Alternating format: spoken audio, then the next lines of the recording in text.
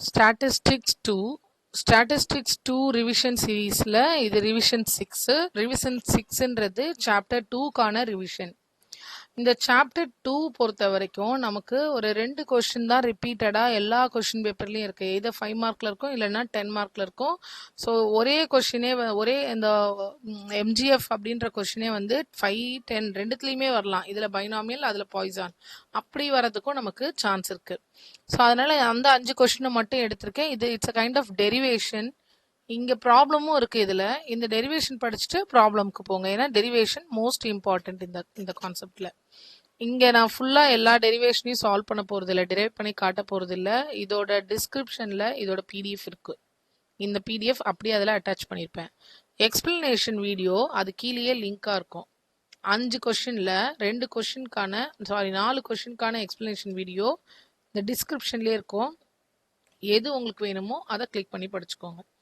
இது first question CTF பற்றின definition and அதுக்கான ப்ராப்பர்ட்டி ஆஃப் சிடிஎஃப்னு கூட தனியாக ஒரு கொஸ்டின் கேட்க சான்சஸ் இருக்குது.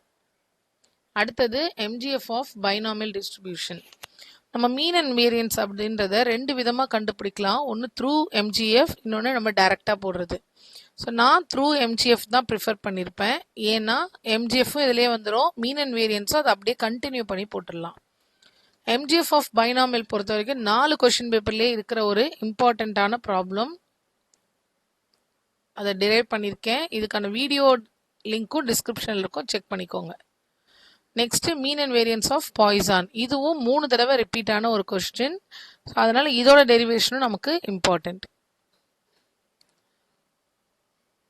ஸோ நெக்ஸ்ட்டு ஒரு தடவை கேட்டிருந்தாலும் ரெக்கரன்ஸ் ரிலேஷன் அப்படின்றது வந்து நமக்கு பாய்சானுக்கும் கேட்டிருக்காங்க, பைனாமியலுக்கும் கேட்டிருக்காங்க. இதுக்கான எக்ஸ்பிளனேஷன் லிங்க்கும் டிஸ்கிரிப்ஷனில் இருக்கும், செக் பண்ணி பாருங்கள். bring out the recurrence relationship of binomial. So இது எல்லாமே லிங்காக இருக்கும், லிங்க்கை யூஸ் பண்ணிக்கோங்க. இது சாப்டர் 2க்கான இம்பார்ட்டன்ட் கொஸ்டின்ஸ்.